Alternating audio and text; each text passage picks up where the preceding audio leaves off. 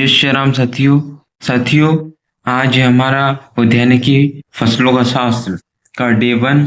तो आज हम शुरू करेंगे। आज हम जानेंगे प्रथम खंड सब्जी उत्पादन के बारे में कि इसकी क्या किस्में हैं या कैसे तैयारी करते हैं, पौधशाला कैसे बनाते हैं और क्या क्या चीज़ों का ध्यान रखना पड़ता है। तो चलिए शुरू करते हैं। प्रथम खंड सब्जी उत्पादन।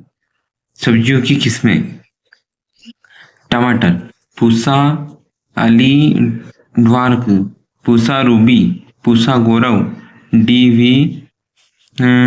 T2, CO3, नवीन पत टमाटर 3, NS 815, अर्का रक्षक, अविनाशक 2, सलेख सन 7, बैंगन, पूसा पर्पल लोग, पंत ऋतुराज, पंत सम्राट, पूसा हाइब्रिड 5, पंजाब सदाबहार, KS 331, IVBL 9, Pusa hybrid 6, SRB S 543, DBR 8, KS 224, 6 सफेद बैंगन 1, कांसी सफेद, ARB H 542। फूल गोभी: Aarti Kunwari, Pusa Kartiki, Pusa Deepali, Pusa early synthetic, Pusa Sharad, Pant Gobhi Pusa hybrid 2, Pusa Shubhra, Pusa snowball 2, Pusa Aghani, Pant Gobhi 3। पत्ता गोभी: golden acre, Ageti, drum head, Pusa synthetic, हनी Rani Gol, Gola, drum head, Shri Ganesh Gol, late drum head, क्लेवेस्टो। भिंडी: पंजाब मखमली, भरभणी, क्रांति, वर्षा उपहार, VRO 6, कांची प्रगति, अर्का अनामिका, पूसा सावनी। लौकी: विपुल 7, दिव्या वरद, पू समर, प्रोलिफिक लोंग, नरेंद्र, पूसा नवीन, पूसा समर, प्रोलिफिक राउंड। लौकी 104, ARBGH 7, PSPL, PSPR। शकरकंद: इंदिरा नवीन, इंदिरा नंदिनी, इंदिरा मधुर, 6 शकरकंद प्रिया, 6 शकरकंद नारंगी, श्री रत्ना, श्री मधुरा, भूसवना, श्री नंदिनी। मूली: पूसा चेतकी, जापानी वाइट, कल्याणपुर 1, काशी श्वेता, काशी गंगा, पूसा हिमानी, अर्का निशांत, वाइट आइसकिल। सब्जियों की स्वस्थ पौध तैयार करना। पौधशाला के लिए स्थान का चुनाव। पौधशाला के लिए चयनित स्थान की मिट्टी हल्की हो, जिसे बलुआ दोमट या दोमट तथा मिट्टी का pH मान 7 से 7 से के आसपास हो, ताकि बीज का जमाव सुचारू रूप से हो सके। पौधशाला के पास सिंचाई की सुविधा उपलब्ध होनी चाहिए। सूर्य का प्रकाश पूरे दिन बराबर हो, ताकि पौधे अच्छे प्रकार से विकसित कर सके। जमीन मिट्टी आसपास के क्षेत्र से थोड़ी ऊंची हो तथा खेत में 5 से 10% ढलान हो, ताकि वर्षा ऋतु का पानी क्यारी से बाहर चला जाए। पौधशाला की तैयारी। पौधशाला की मिट्टी की एक बार गहरी जुताई या फावड़े की सहायता से खुदाई अत्यंत आवश्यक है। तत्पश्चात जुताई या गोड़ाई करके मिट्टी भुरभुरी बना दे, ताकि उसमें से सभी खरपतवार निकाल दे। प्रति वर्ग मीटर की दर से 2 किलोग्राम सड़ी हुई गोबर की खाद या कंपोस्ट खाद या पत्ती की खाद या 500 ग्राम केंचुए की खाद डालकर मिट्टी में अच्छी प्रकार मिला दे। इससे बीज के जमाव में सुगमता होती है। यदि पौधशाला की मिट्टी सख्त हो तो उसमें प्रति ग्राम मीटर की दर से 2 से 3 किलोग्राम रेत अवश्य मिलाएं। पौधशाला सुरक्षित स्थान पर बनना चाहिए। भूमि शोधन।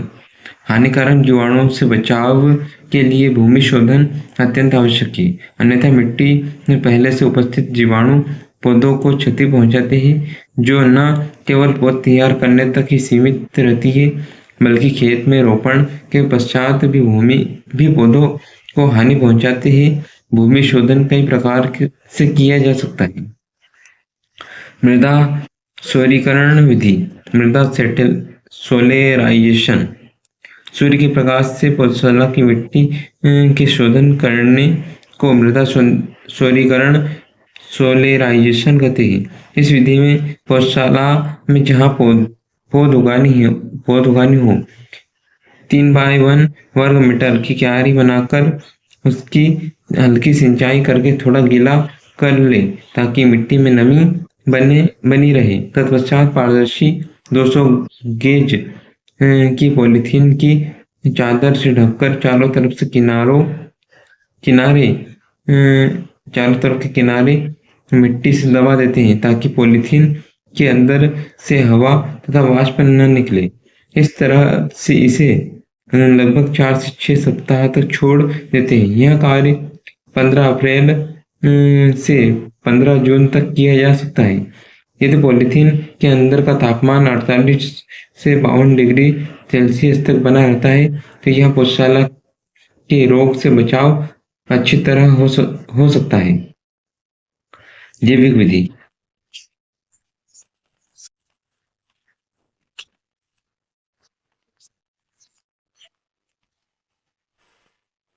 पौधशाला में ट्राइकोडर्मा की विभिन्न प्रजातियां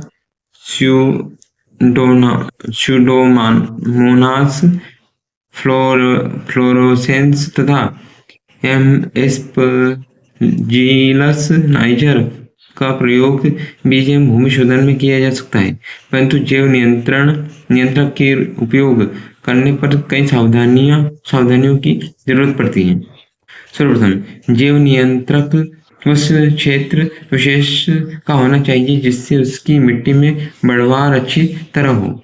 इसके लिए पौधशाला में कंपोस्ट तथा अन्य कार्बनिक खाद की पर्याप्त मात्रा होनी चाहिए, जिसमें जीवाणुओं की अच्छी तरह वृद्धि हो सके।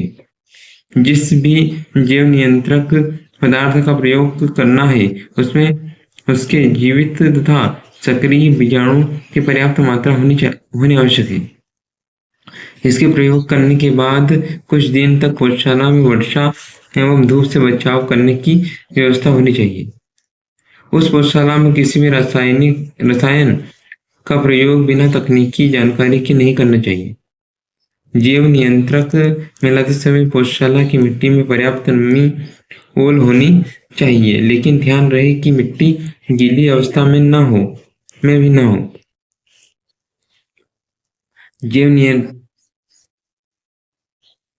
जैव नियंत्रक का प्रयोग 2 तरह से किया गया है। पहले पौधशाला को अच्छी तरह तैयार करके उसमें तैयार किया मिश्रित जैव नियंत्रक पदार्थ 10 से 25 ग्राम प्रति वर्ग मीटर की दर से मिट्टी में अच्छी तरह मिला दे। उसके 1 या 2 दिन बाद बीज की बुआई करें। तत्पश्चात उसे थोड़ी देर के लिए छाया में फैलाकर क्यारियों में बुआई करें। दूसरी विधि में बीज को शुद्ध जैव नियंत्रक से भी शोधित किया जाता है, लेकिन यह प्रयोगशाला में किसी अनुभवी आदमी से ही करवाना चाहिए। बीज बुआई करने के बाद पौधशाला को अधिक तापक्रम और अधिक वर्षा से बचाना चाहिए। रासायनिक विधि। जैव पदार्थ की उपलब्धता न होने पर कीटनाशक व फफूंदनाशक रसायनों से भूमि का शोधन करते हैं। कार्बेंडाजिम या मेकोजेब तथा क्लोरपाइरीफॉस चूर्ण की 5 ग्राम मात्रा प्रति वर्ग मीटर पौधशाला की क्यारी में डालकर मिट्टी में अच्छे प्रकार से मिलाने के बाद क्यारी में बीज की बुआई करते हैं। इससे मृदा के रोग जनकों, मृदा कीटों एवं पत्तियों को से रस चूसने वाले कीटों से पौधशाला की सुरक्षा हो जाती है। बीज शोधन।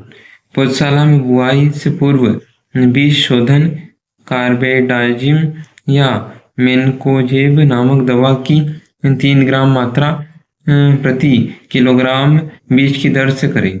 मिर्च तथा बैंगन के बीज का शोधन कार्बेडाजिम से करना बहुत लाभकारी है। दवा को बीज में अच्छी प्रकार मिलाने के लिए मिट्टी या लकड़ी के ढक्कनदार बर्तन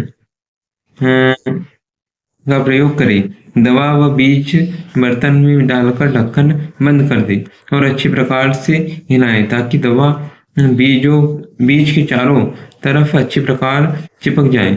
बीज को बर्तन से बाहर निकाल कर तैयार क्यारी में बुआई करें। कुछ सब्जियां जैसे टिंडा, करेला, तरबूज इत्यादि में छिलके कठोर होते हैं, अतः इनको कार्बेंडाजिम के 0.25 प्रतिशत टू 2.5 ग्राम प्रति लीटर पानी घोल में भिगोकर बुआई करने से फफूंद जनित बीमारियों का प्रकोप कम हो जाता है।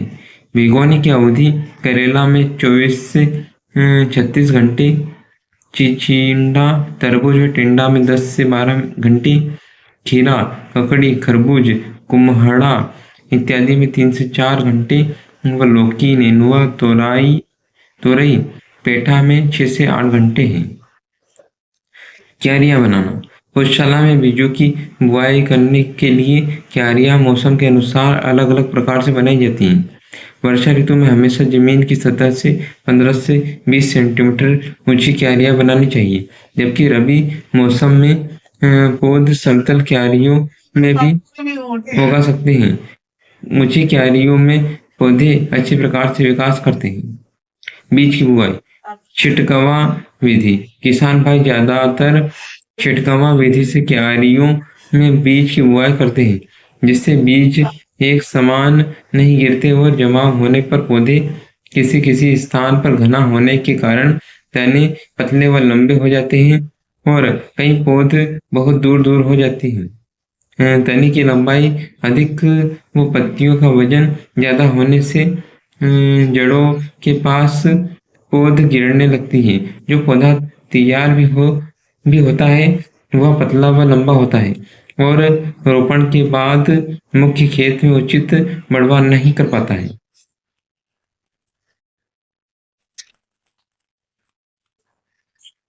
परिणाम स्वरूप फसल मारी जाती है। यदि छिटकावा विधि से ही पौध तैयार करनी है तो यह ध्यान रखें कि लगभग 1.0 सेंटीमीटर की दूरी पर बुआई करें या पौध जमाव के बाद 1.0 सेंटीमीटर की दूरी पर पौधे छोड़कर अन्य को उखाड़ दें। कतारों में बीज की बुआई। यह विधि सर्वोत्तम मानी जाती है क्योंकि सभी पौधे लगभग एक समान दूरी पर रहने के कारण स्वस्थ और मजबूत होते हैं।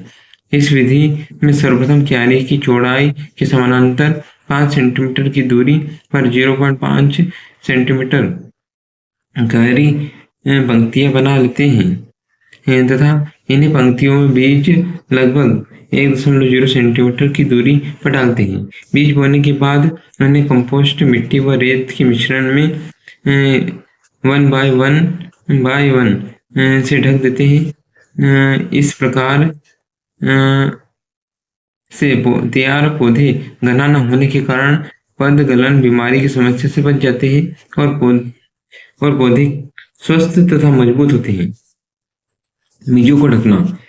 क्यारियों में बीज बुआई करने के बाद उनको ढकना अत्यंत आवश्यक है, अतः मिट्टी, सड़ी हुई गोबर या कंपोस्ट की खाद व बालू तीनों को बराबर अनुपात में मिलाकर 1:1:1 क्यारी में इस प्रकार डालें कि सभी बीज ढक जाएं और कोई बीज खुला न दिखाई पड़े।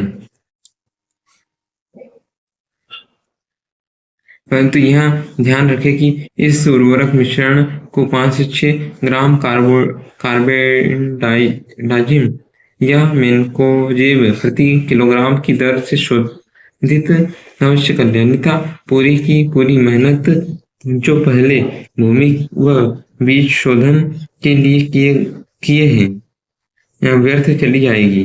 केवल मिट्टी से इसलिए नहीं ढका जाता कि मिट्टी सिंचाई में प्रयुक्त पानी पाकर सख्त हो जाएगी और बीज का जमाव ठीक ढंग से नहीं होगा।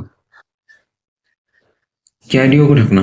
उर्वरक मिश्रण से ढकने के बाद क्यारी को स्थानीय स्तर पर उपलब्ध पुआल, सरकंडा, गन्ने के सूखे पत्ते, नरई या अन्य घास फूस के पतली तह से ढकते हैं ताकि नमी बनी रहे और सिंचाई करने पर पानी सीधे ढके हुए बीजों पर न पड़े, अन्यथा उर्वरक मिश्रण बीजों पर से हट जाएगा और बीज का जमाव प्रभावित होगा। इस प्रकार से बीजों को तेज धूप व पक्षियों से बचाया जा सकता है।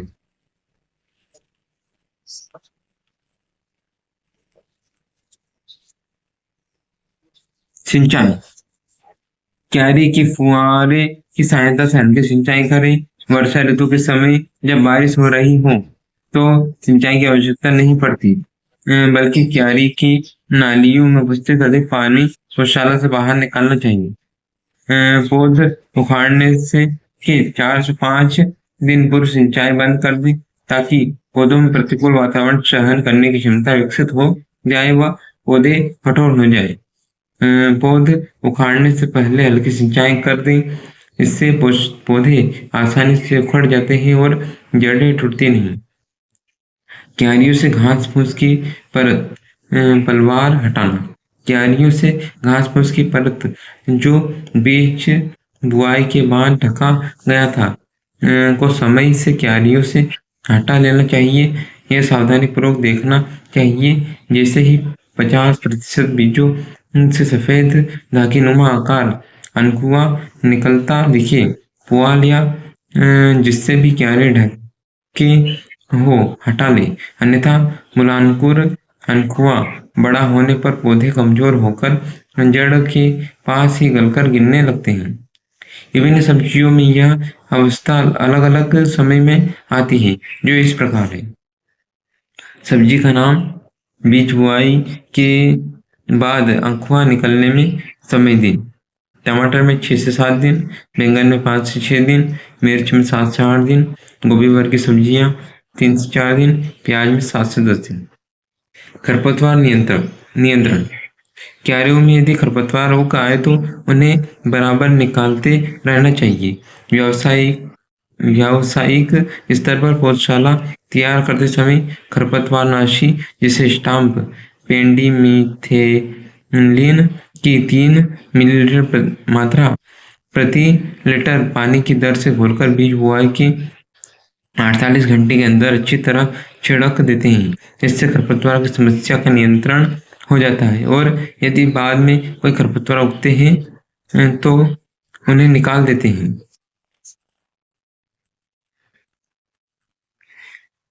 आवश्यकता से अधिक घने पौधों को निकालना। यदि क्यारी में पौधे अधिक घने उग आए हो तो स्वस्थ पौधे तैयार करने के लिए 1.0 से 1.5 सेंटीमीटर की दूरी पर पौधे छोड़कर अधिक घने पौधों को छोटी अवस्था में ही उखाड़ दें, अन्यथा पौधों का तना पतला हो जाएगा और पौधे कमजोर बने रहेंगे। पौधे ज्यादा घने होने के कारण पतगलन नामक बीमारी लगने की भी संभावना अधिक रहती है। घने पौधे निकालने से प्रत्येक पौधे की उचित रूप से सूर्य का प्रकाश, पोषक तत्व व हवा मिलती रहेगी। यदि कोई बीमारी खेत में लग रही है तो घने पौधे निकाल देने से स्पष्ट रूप से दिखलाई पड़ जाती है और पौध सुरक्षात्मक उपाय कर पौधों को बचा सकते हैं। पौध सुरक्षा। पदगलन डैम्पिंग ऑफ। पौधशाला में प्रायः यह देखा जाता है कि पौधे पदगलन बीमारी जो विभिन्न फफूंदी जैसे पिथियम, राइजोप्टोरा टोनिया फाइटोथ्रो या फ्यूजेरियम से फैलती है। इसे जमीन की सतह से गलकर गिरने लगते हैं और देखते ही देखते 2 से 3 दिनों में ज्यादातर पौधे जड़ों के पास से गलकर जमीन पर गिर जाते हैं और सूख जाते हैं। बीज और पौधशाला की मिट्टी का उपचार करने के उपरांत ही बीज की बुआई करें। यदि बीज जमने के बाद इस बीमारी का प्रकोप होने पर बचाव के लिए कार्बेडाजिम या मेनकोजेब नामक दवा की 2.5 ग्राम मात्रा प्रति लीटर पानी की दर से घोल बनाकर पौधशाला की मिट्टी को तर करें तो इससे रोग का फैलाव रुक जाता है। जीवाणु धब्बा। वर्षा ऋतु के मौसम में पौधों पर जीवाणु धब्बा बीमारी बहुत लगती है। पत्तियों पर काले धब्बे बन जाते हैं। इस अवस्था में स्ट्रेप्टोसाइक्लिन दवा का 150 ppm 150 मिलीग्राम प्रति लीटर पानी का घोल बनाकर एक बार अवश्य छिड़क दें। विषाणु रोग। पत्ती मोड़ विषाणु लीफ कर्ल विषाणु रोग सफेद रंग की छोटी मक्खी से एक पौधे से दूसरे पौधे पर फैलती है। इस रोग से प्रभावित पत्तियां सिकुड़कर टेढ़ी मेढ़ी, मोटी, घुमावदार व छोटी हो जाती हैं। इससे बचाव के लिए पौधशाला में बीज की बुआई के बाद एग्रोनेट जाली से ढकने के लिए आसपास उपलब्ध बांस की पतली डालियां या लोहे की 3 सूत मोटी छड़ को धनुषाकार अवस्था के रूप में 1.0 मीटर की दूरी पर क्यारियों के किनारे पर गाड़ देवें तथा उसके ऊपर एग्रोनेट को फैलाकर चारों तरफ से किनारों को मिट्टी में दबा दें ताकि कोई कीट या मक्खी जाले के अंदर प्रवेश न कर सके। यदि कोई संभावना हो कि कोई मक्खी अंदर रह गई हो तो 2 से 3 दिन बाद कीटनाशक दवा का छिड़काव पुनः कर दें। सिंचाई इत्यादि जाली के ऊपर से ही हजारे की सहायता से करते रहें। कद्दू वर्गीय सब्जियों की पौध तैयार करना। कद्दू वर्गीय सब्जियों की पौध पौधशाला से उखाड़कर दूसरी जगह रोपण नहीं किया जा सकता क्योंकि इनकी खनिज और पानी शोषण करने वाली कोशिकाओं में सुवेरीन नामक पदार्थ पाया जाता है जिससे इन पौधों का रोपण करने के बाद इनमें पानी ग्रहण करने की क्षमता बहुत कम हो जाती है और पौध मर जाती है। परंतु यदि इनकी पौध इस प्रकार तैयार करें कि इनकी जड़ों को कोई क्षति न पहुंचे तो इनका भी रोपण किया जा सकता है। इनकी पौध तैयार करने शोधित उर्वरक मिश्रण 2:1 के अनुपात में भरकर प्रत्येक थैली में 2 से 3 बीज बोकर ऐसे स्थान पर रख देते हैं जहां बीज का जमाव व पौध का विकास प्रारंभिक अवस्था में हो सके। बीज की बुआई के बाद फुहारे की सहायता से वातावरण उपयुक्त हो तो उनका खेत में रोपण कर दे। विपरीत परिस्थितियों में लौकी, करेला, चिचिण्डा, तोरई, खरबूजा, तरबूज इत्यादि की पौध पॉलीथीन की 20 सेंटीमीटर लंबी और 10 सेंटीमीटर व्यास की थैली में उगाया जाता है। वानस्पतिक विधि से प्रसारण वाली सब्जियों की पौधशाला में पौध तैयार करना। परवल, कुंदरू, खेकसा की शाखाओं को काटकर पौध तैयार करते हैं। इसके लिए गोबर की सड़ी हुई खाद, मिट्टी व बालू बराबर मात्रा में मिलाकर तैयार किए गए मिश्रण जो फफूंदनाशक दवाओं जैसे कार्बेडाजिम या मेनकोजेब से उपचारित हो को पॉलीथीन की 20x10 सेंटीमीटर आकार की थैली प्लांटिंग ट्यूब में भरकर उसमें कुंदरू की 15 से 30 सेंटीमीटर लंबी तने की कलम जिसमें 2 से 3 गांठें हो का 2/3 भाग इस थैली ट्यूब के अंदर व 1/3 भाग बाहर रखकर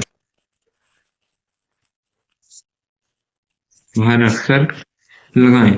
तथा परवल की 30 से 45 सेंटीमीटर लंबे तने की कलम जिसमें 3 से 4 गांठें हो की लच्छी लच्छी बनाकर 2/3 भाग अंदर दबा दे